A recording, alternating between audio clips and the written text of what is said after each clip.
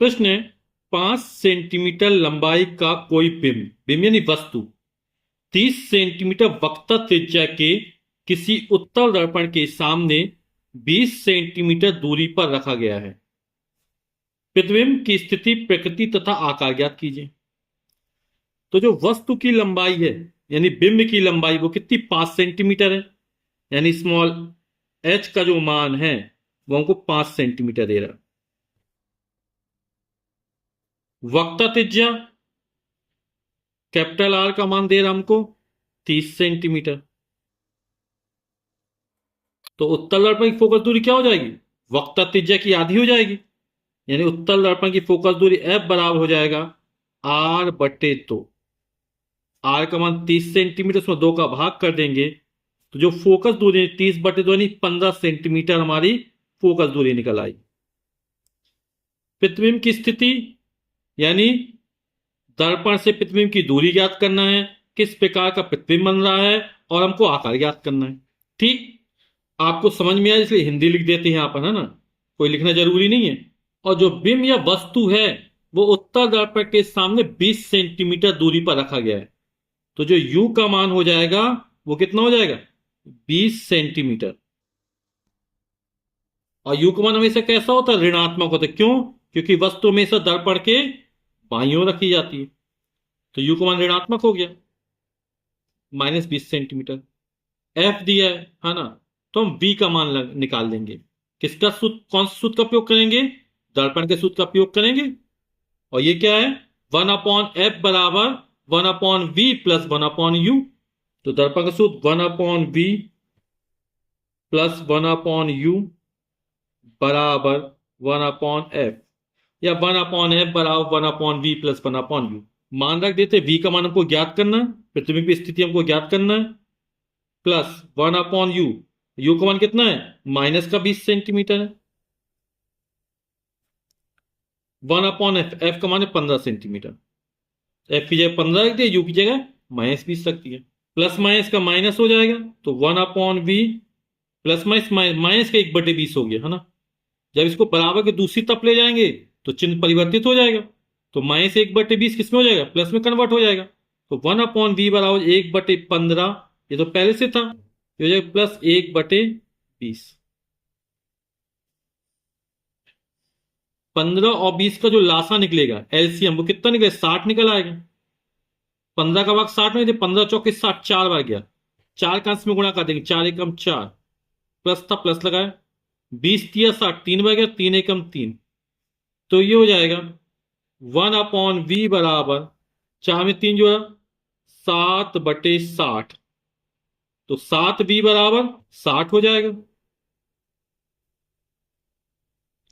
तो v का मान कितना निकल आएगा, 7 बटे में चला जाए, दोनों बच्चों में 7 का भाग कर दो, 60/7 सेंटीमीटर। 7×8 = 56, 4 बचा, दशमलव लगाएंगे, जीरो बढ़ाएंगे, 7×5 = 35, फिर 5 बचा रहेगा, फिर जीरो बढ़ाएंगे तो 50 हो जाएगा, 7×7 = 49। तो 8.57 सेंटीमीटर ये दर्पण से प्रतिबिंब की दूरी निकल आएगी। और ये धनात्मक है, यानी दर्पण के दूसरी तरफ प्रतिबिंब बनेगा। हमें प्रतिबिंब की प्रकृति और आकार और ज्ञात करना।